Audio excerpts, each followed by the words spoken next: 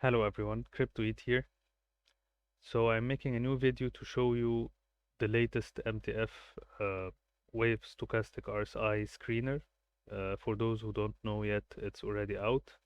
So I'm gonna make a quick video to show you how to set it up and how to use it for the most efficiency. So I'm going to be doing it in front of you. This is a new chart.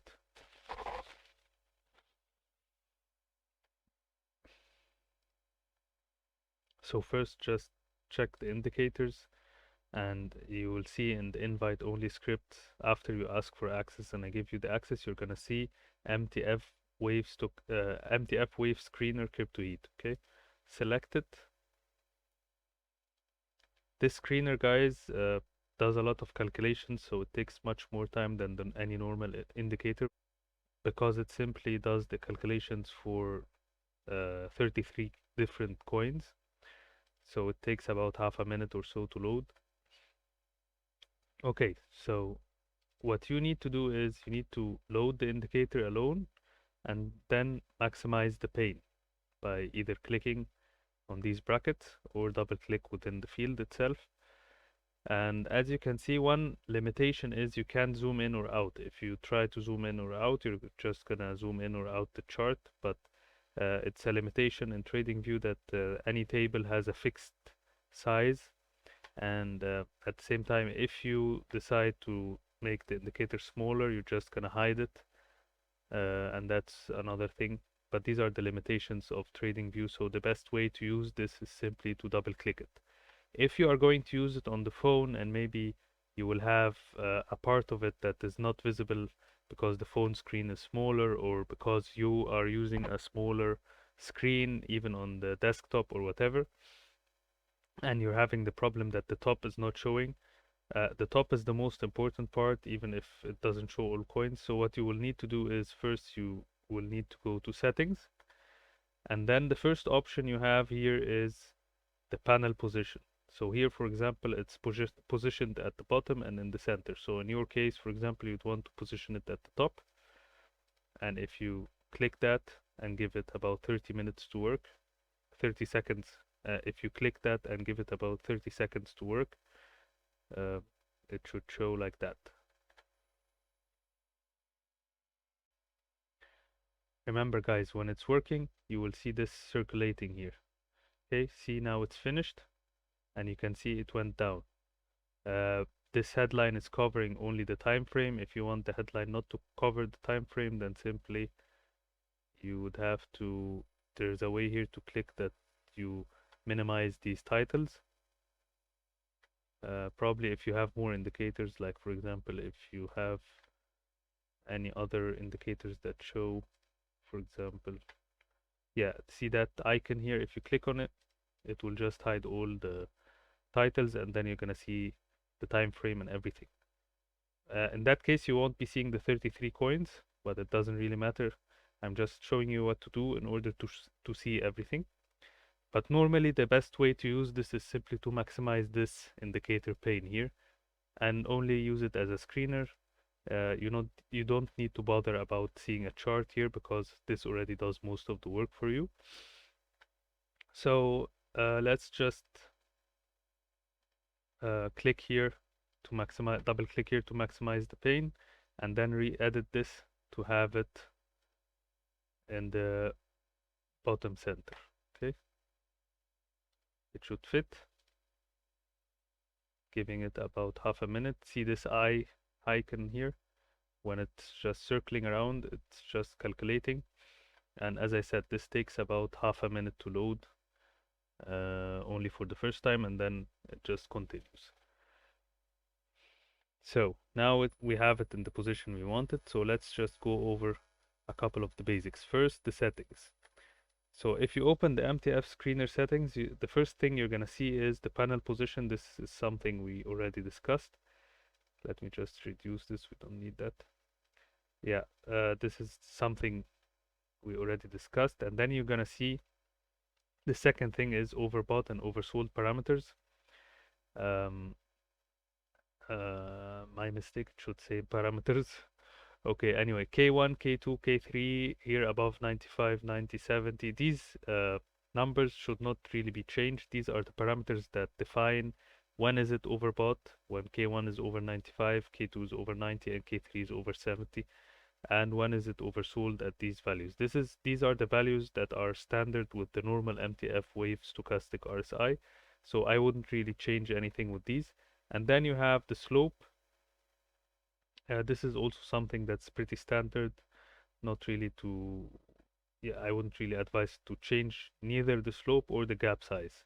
Okay, gap size is just a definition of what defines a fake down or a fake out upwards. Okay, so a fake up would be defined if the gap size is 50 or bigger and K2 is smaller than 30. And a fake down is when the gap size is 50 and K2 is bigger than 70. Okay, but there is a second parameter here which is in the slope, which is if there is a small gap and the slope of the K2 is almost flat or very low, then it counts as a fake out as well. But again, you don't need to bother about these details.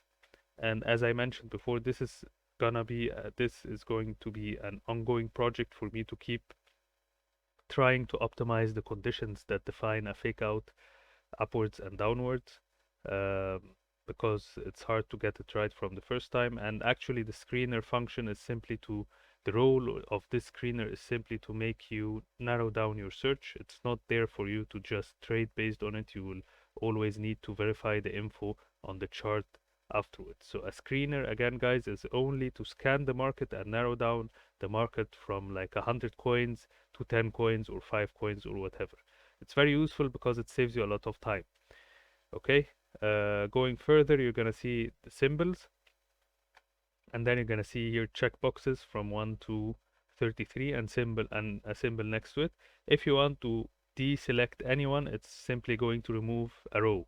So for example, if you still have a problem with the size of the table, just simply remove 2 rows like that, and then let it work for 30 seconds again, and then it's gonna simply remove the last 2 rows because you selected the last 2 rows, and it's gonna remove XRP USDT and .USDT.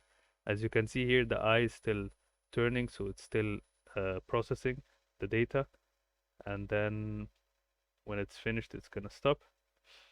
Okay, so as you can see now, it removed 2 rows, and because we have the position at the bottom, just went down.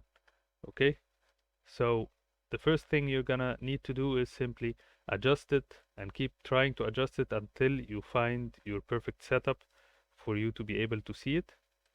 Okay, now I have selected them back. And then there's a very smart feature here which I added, which was these symbols are 33 symbols, okay? But I wanted to add more symbols than 33, and actually TradingView already has a limitation of 40 symbols at one time, and even with 40 they wouldn't fit, so 33 was actually the optimum for the screen size, so I made it 33.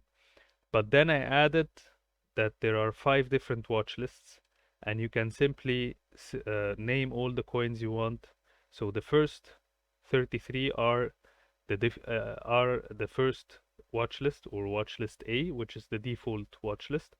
Okay, and if you were to select B, this is the watch list B, and then you have the pairs BTC, Ethereum, XRP, Atom, BNB, and so on. These are the coins in watch list B, and then you have watch list C and D and E. So you have 5 watch lists, each containing 33 pairs, so you can simply load 165 different coins on the indicator, and simply toggle between them and choose A or B. Let's just here choose B, okay, and let it switch to B.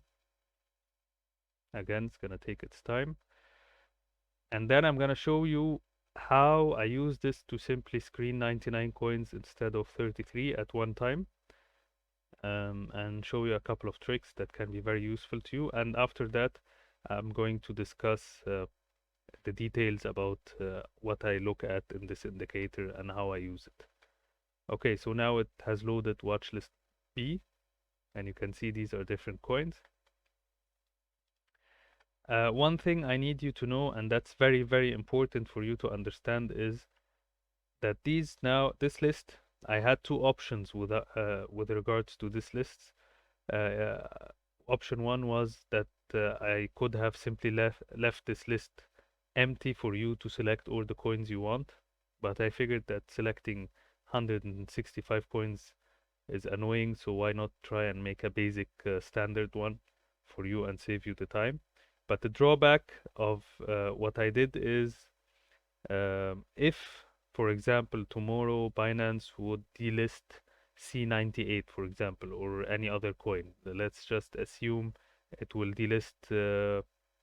Let's just assume it will delist one of the less known ones, like for example SKL. Okay, for 1 second, just assume it's gonna delist SKL or even XVS. What would happen is you would simply see a blank indicator and saying it cannot print the indicator, and it's gonna give you a blank page. If that happens, guys, simply don't freak out, and simply just check all the coins and double check them in the watch list and see which coin has been delisted,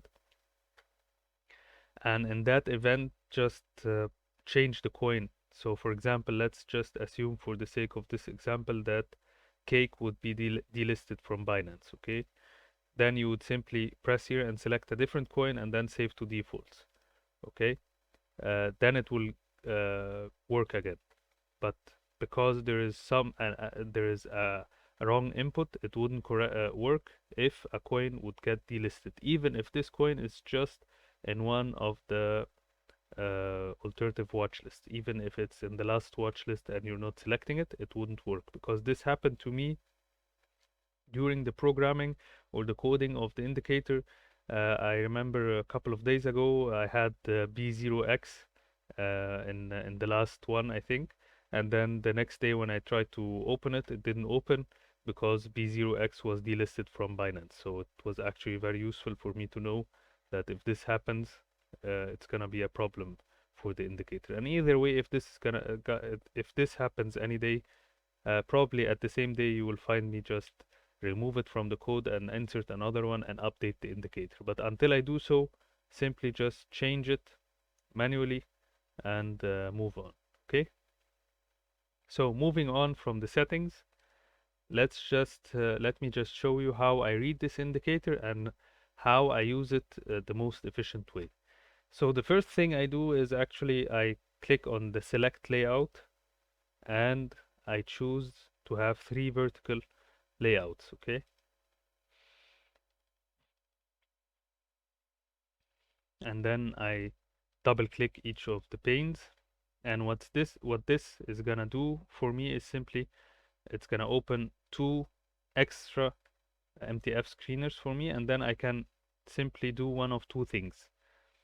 Either I use those 2 extra panes to have more watch lists. So for example, the first one shows watch list A, and then the second one watch list B as it is, and then the third one watch list C, and then give them some time to work, and that way I'm overseeing 99 different charts. Okay, there are a couple of coins that are in more than one watch list, but I think it's only BTC and Ethereum, Ripple maybe. But anyway, this is still working. Yeah, now it changed. So now we have 3 different watch lists at the same time. One thing you should decide to do is here you have the checkbox for interval. If you click on interval, then these 3 will always be at the same time frame. So for example, if I change this from 1 day to 3 days, all of them are gonna be showing the 3 days. So you have 2 options here. Either you use the 3 panes to see more coins and make them all aligned in the time frames, or you use the 3 panes here and decheck the interval here here to have them on different time frames, and then probably you would want to see each one at a different interval. So for example, as you can see now, they are all the same interval, but they're showing 99 coins. That was alternative A. Alternative B is to simply just decheck this, and then here make them all see watch list A, so they're all at the same watch list.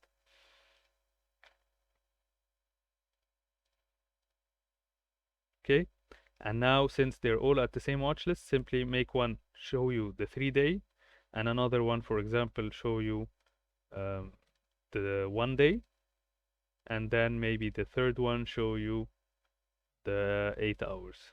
Okay, so now what you're seeing is you're seeing 3 different time frames from the same coin. And actually, guys, you don't have to do it with 3 panes. You can do it with 2 panes, or you can even go ahead and do it with 5 panes. But if you do it with 5 panes, then you're gonna end up not being able to see the whole table unless you have a very wide screen. Okay, so this was about how I set them up. Let me just bring them back to the same interval, and then here just select the 1-day, and again select your watch list B, okay, and watch list C.